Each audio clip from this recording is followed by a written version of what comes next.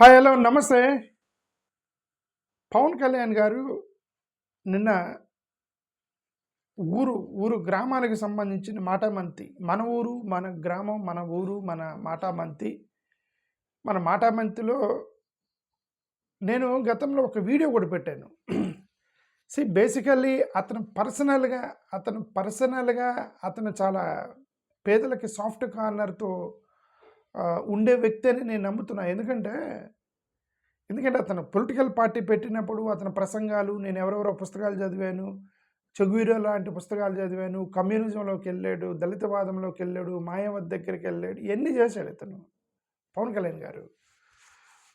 So అదన్నా నాటకం అయి ఉండాలి, లేదా ఇప్పుడుదన్నా ఒరిజినల్ అయి ఉండాలి. లేదంటే అది నిజంగా అతను ఎవరైనా పొలిటికల్ పార్టీ పెట్టేటప్పుడు ఎవరు నటించరు. అప్పుడు జెన్యూన్ భావజాలంతో వస్తారు. పొలిటికల్ పార్టీ పెట్టేటప్పుడు జెన్యూన్ భావజాలంతో వస్తారు. ఆ తర్వాత ఎవరు ఓట్లేయట్లేదు, అనవసరం అని చెప్పేసి ఇలా నమ్ముకోవడం వేస్ట్ అని చెప్పి వీళ్ళే ఇష్టమున్నా లేకపోయినా కూడా వేరే రూట్ తీసుకుంటారు. వాళ్ళకి ఇష్టం లేని రూట్ తీసుకుంటారు.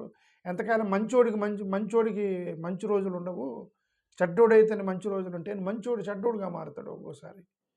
ఇది ఈయన ఇలా మారాడేమని నేను అనుకుంటాను. ఇది ఇప్పుడు ఎందుకంటే ఇతను యాక్చువల్ పొలిటికల్ పార్టీ పెట్టినప్పుడు కమ్యూనిస్ట్ భావజాలాలు ఇవన్నీ మాట్లాడాడు.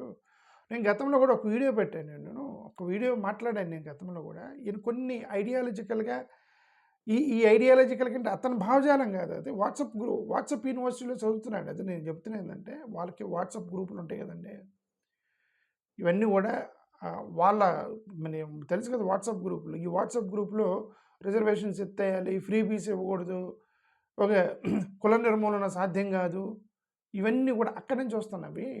కుల నిర్మూలన సాధ్యం కాదు కాబట్టి సోషల్ హార్మనీ ఉండాలి, ఇవన్నీ కూడా వాళ్ళ దగ్గర నేర్చుకుంటున్నాడు ఇతను. ఇప్పుడు ఇది ఇంకొకటి ఎస్సీ ఎస్టీ కేసుల గురించి మాట్లాడాడు నిన్న. ఒకసారి వినండి పవన్ కళ్యాణ్ గారు ఏమన్నారు. నాయకులందరికీ కూడా చెప్తున్నాం, none of them will encourage any kind of rowdy elements. మనం ఎవరు ఎంకరేజ్ చేస్తాం సార్? చేయను. ఎవరు ఎంకరేజ్ చేయరు ఇక్కడ. Very clear. అందుకని బేసిక్ మనకి మీరు ఇవి చూస్తూ ఉన్నారు. ఇందాక ఫాల్స్ ఎస్టీ అట్రాసిటీ కేసు ఉన్న సింపుల్ సివిల్ కేసు, దారి ఇవ్వలేదు, గొడవ జరుగుద్ది, అంతేగాని దానికి ఒక ఫాల్స్ ఎస్టీ అట్రాసిటీ కేసు పెట్టినా తప్పు. దీనికి మీ just listen what is said. ఏమంటున్నాడంటే ఆయన ఎస్సీలకి దారి ఇవ్వకపోతే సింపుల్ గొడవ, అది 1.1. ఎస్సీలకి దారి ఇవ్వకపోతే సింపుల్ గొడవ. సినిమాలో తీశారండి. శవాలను మోసుకెళ్ళటానికి దారి ఇవ్వలేదు, ఎస్సీలు మా ఇళ్ళ మీదకి వెళ్ళటం ఏందిరని చెప్పి దారి ఇవ్వలేదు, మా పొలాల్లో ఎస్సీలు వెళ్ళటం ఏందిరని చెప్పి దారి ఇవ్వలేదు. అది సింపుల్ గొడవ కాదు, అది కుల వివక్ష, అది క్యాస్ట్ అట్రాసిటీ. అందుకే ఎస్సీ ఎస్టీ చట్టంలో పెట్టరు దాన్ని. ఓకే, ఇంకే తప్పు అండి, ఎస్సీ ఎస్టీ కేసు పెట్టకూడదని తప్పు అంటున్నాడు. ఎందుకు ఎస్సీ ఎస్టీ కేసు పెట్టకూడదు నేను చూపిస్తాను. ఇప్పుడు ఎస్సీ ఎస్టీ అట్రాసిటీ యాక్ట్లో ఒక క్లాజ్ పెట్టారు, ఏమని, ఎస్సీలకి ఎవరైనా సరే దారి ఇవ్వకపోతే ఇమ్మీడియట్గా ఎస్సీ ఎస్టీ కేసు పెట్టండి అని ఎస్సీ ఎస్టీ చట్టంలో పెట్టారు. ఆయనకు తెలీదా? చూడకుండా అదే నేను చెప్తున్నా. ఆయన చదవడు, చట్టాలు చదవడు, ఏమి చదవడు. పవన్ కళ్యాణ్ గారు వాట్సాప్ యూనివర్సిటీలో మెసేజ్లు చదివి ప్రసంగాలు ఇస్తున్నాడని ఒకటైతే మాకు అర్థమైంది. ఎందుకంటే బేసికలీ ఈయన కమ్యూనిస్ట్. ఆయనే చెప్పాడు, మా నాన్నగారు కమ్యూనిస్ట్ అని చెప్పాడు. కమ్యూనిజం గురించి, దళితవాదం గురించి, పేదవాదం గురించి ఇతను మాట్లాడితే అతను నిజంగా అతను నాలెడ్జ్ ఉండేది. వీళ్ళు ఎవరు ఓటేయలేదు, కమ్యూనిస్టులు నమ్ముకుంటే నాకు ఓటేయలేదు, దళితులు నాకు ఓటేయలేదు, నాకు ఎందుకు వచ్చిన గొడవరా అని చెప్పేసి రూట్ మార్చేసి ఇప్పుడు వాట్సాప్ యూనివర్సిటీలో లెక్చర్లు చెప్తున్నాడు. మనకి పవన్ కళ్యాణ్ గారు చెప్తుంది అదే బేసికల్గా చేస్తుంది ఆయన. సార్ వినండి. మీరు బాధితులు కాకండి. రియల్ ఎస్టీ అట్రాసిటీ యాక్ట్ ఎంత బలంగా పెట్టాలో ఫాల్స్ ఎస్సీ అట్రాసిటీ యాక్ట్ ని కూడా మీరు అంతే బలంగా మీరు నిలువరించాలి. తప్పదు. అది ఎంత పెద్ద సంఘాల నాయకులు వచ్చినా నేను వారికి ఓపెన్ గా నేను నిజంగా బాబాసాహెబ్ అంబేద్కర్ గారి మీద గౌరవం ఉంటే ఎవ్వరూ కూడా ఫాల్స్ ఎస్సీ అట్రాసిటీ యాక్ట్ పెట్టరు. అక్కడ వాళ్ళు మొత్తం క్లాప్స్. ఫాల్స్ బాబాసాహెబ్ అంబేద్కర్ గారి రాజ్యాంగం మీద గౌరవం ఉంటే ఎవరు ఎస్సీ ఎస్టీ కేసు పెట్టరని, కానీ అందరూ క్లాప్స్. అంటే వాళ్ళందరికీ ఎంత కోపం ఉందో ఎస్సీలకి. అసలు ఎవడండి ఎస్సీ ఎస్టీ కేసు పెడితే, అరే జెన్యూన్ కేసులు పెడతలేదని పోలీస్ స్టేషన్లో షెడ్యూల్డ్ క్యాస్ట్ రోడ్ వెళ్ళి, ఏమండి నన్ను కొట్టారండి, తిట్టారంటే నువ్వు వాళ్ళని తట్టుకోలేవరా, నువ్వు కేసులు పెట్టవద్దు, తొక్కేస్తారు, నొక్కేస్తారని జెన్యూన్ కేసులో పెట్టినవారు పాపం పేదోడిని. పేదవాడు బాగా ఎవరో దళిత సంఘాలు వచ్చి వాళ్ళు వచ్చి నువ్వు పెట్టాల్సిందే అంటే పెడితే పెట్టిన తరువాత మొత్తం పెట్టిన తరువాత ఆ తర్వాత లాయర్ల దగ్గర నొక్కించడం, కేసుల ద్వారా నొక్కించడం మొత్తం అయిపోయింది. డిలే చేసేస్తారు. కన్విక్షన్ రేట్ ఈస్ 30-40% కూడా కన్విక్షన్ రేట్ లేదు. మొత్తం కూడా కేసులు కొట్టేస్తారు తర్వాత తిప్పి. ఎవడండి ఎస్సీ ఎస్టీ కేసులు న్యాయం చేస్తుంది? మీరు మీ ఎస్సీ ఎస్టీ కేసులు మీరు న్యాయం చేస్తున్నట్టుగా మాట క్లాప్స్ కొడుతున్నారేంటి? ఫాల్స్. అక్కడ రఘురామకృష్ణరాజు గారు ఫేక్ ఎస్సీ కేసులు పెట్టాడు అని చెప్పడం, అక్కడెవరో వాళ్ళు ఢిల్లీలో కూర్చొని చట్టాలు మారుస్తున్నారు, ఫేక్ ఎస్సీ కేసులు పెడుతున్నారని మీరు చెప్పడం. ఫేక్ ఎస్సీ కేసులు పేదవాడు జెన్యూన్ కేసులే పెట్టలేడు. జెన్యూన్ కేసులే మీరు తీసుకోరు, మీరు అధికారం వాడతారు, పోలీసు యొక్క దౌర్జన్యం చేస్తారు, అక్కడ వాడిని ఫెనీర్ కేసు కూడా పెట్టనివ్వరు. ఫాల్స్ ఎస్సీ ఎస్టీ కేసులు పెడుతుంది దళితులు కాదు, మీ కింద పనిచేస్తున్నటువంటి దళితులు. అంటే ఇద్దరు అగ్రవర్ణాలు కొట్టుకుంటారు, డ్రైవర్ ఏమో ఎస్సీ వాడు ఉంటాడు, ఇద్దరు ఎమ్మెల్యేలు ఎదురు వచ్చి తన్నుకుంటారు. అక్కడ పక్కన ఇద్దరు డ్రైవర్లు పక్కన నిలబడి చూస్తూ ఉంటారు, మా సార్లు ఇద్దరు తన్నుకుంటున్నారని. మీ ఇద్దరు తన్నుకున్న తర్వాత ఈయన ఎస్సీ ఎస్టీ కేసు పెడతారు, ఎందుకు పక్కన డ్రైవర్ ఉన్నాడని. ఇదిగో మా డ్రైవర్ని కొట్టాడేపా అని ఏం కొట్టాడు, వాళ్ళిద్దరు డ్రైవర్లు, అతను ఎస్సీఓడు ఇతను ఎస్సీఓడు, ఇద్దరు డ్రైవర్లు, ఇద్దరు ఎమ్మెల్యేలు కొట్టుకుంటారు. ఈయన చేత పెట్టేస్తారు. రాజకీయ నాయకులు, పొలిటికల్ పార్టీలు తెలుగుదేశం ఆఫీసు మీద దాడి చేశారని ఎస్సీ ఎస్టీ కేసు పెట్టారు. తెలుగుదేశం ఆఫీసు ఎస్సీలదా కాదు కదా, ఎస్సీ ఎస్టీ కేసులు పెట్టారు.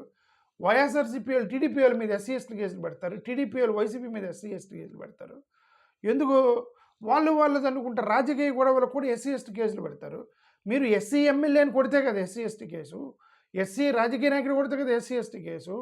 అసలు ఫేక్ కేసులు పెడుతుందే మీరు, దొంగ కేసులు పెడుతుందే మీరు. వీళ్ళని ఎస్సీలు ఫాల్స్ కేసు పెట్టకూడదని క్లాప్స్ కొట్టేది ఏంటండి? ఇది చూడండి, ఇది ఏంటండి కేసు ఏంటిది? నేను చూపిస్తున్నా, ఇదేంటి కేసు ఏంటి? అధికారులకి విన్నవించిన 20 ఏళ్ళగా ఆ ఊరికి దారి లేదు, ఇదే కేసు. 20 సంవత్సరాలుగా ఆ ఊర్లో గ్రామంలో, నేను ఇది ఈనాడులో రాసిన పేపర్ చదువుతున్నాను, మార్కాపురం మండలంలోని బూతలపల్లి గ్రామంలో ఎస్సీ కాలనీ వాసులు, ఎవరంట ఎస్సీ కాలనీ వాసులు 2 దశాబ్దాలుగా గ్రామంలోకి వెళ్ళటానికి తీవ్ర ఇబ్బందులు పడుతున్నారు. ఎందుకు ఓన్లీ ఎస్సీ వాసులే ఇలాంటి సమస్యలు ఎదుర్కొంటారు? క్లాప్స్ కొట్టరా దానికి?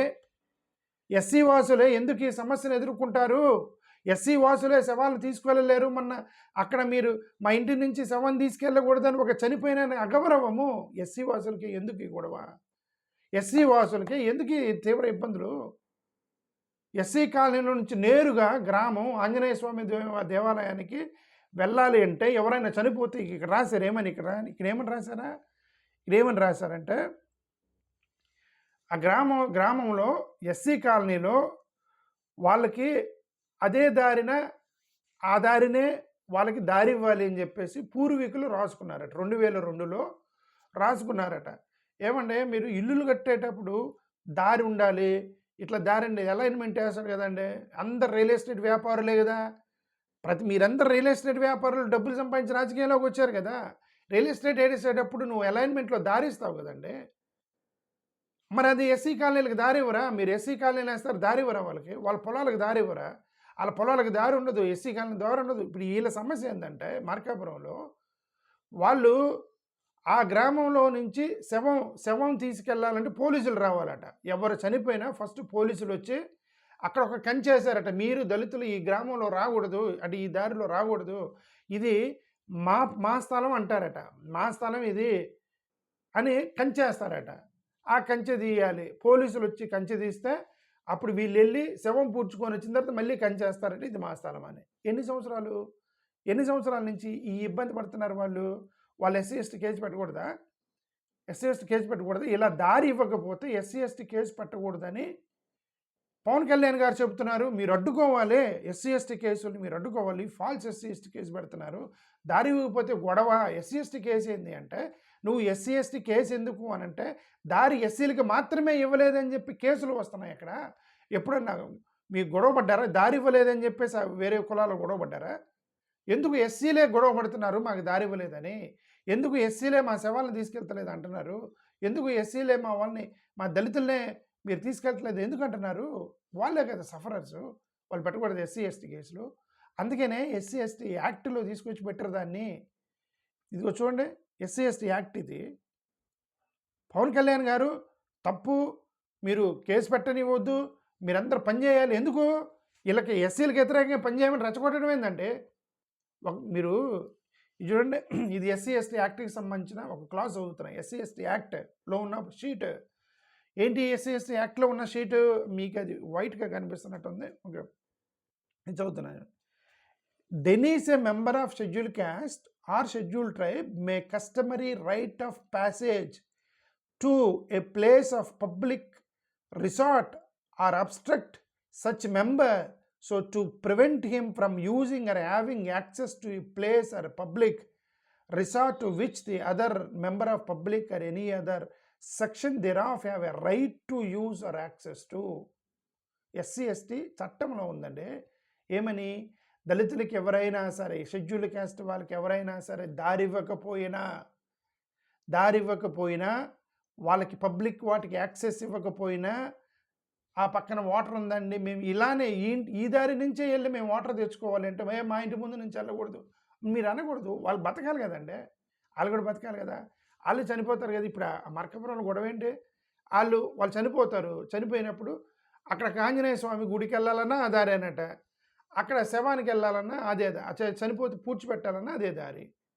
అక్కడ కంచేస్తారు, మీ ఎస్సీలు రాకూడదని కంచేస్తారు. ఇక వాళ్ళు మాత్రం ఎస్సీ ఎస్టీ కేసు పెట్టకూడదు అంటున్నారు. ఎస్సీ ఎస్టీ కేసు పెట్టకూడదు, ఫేక్ కేసు తన్నుకోవాలి మీరు.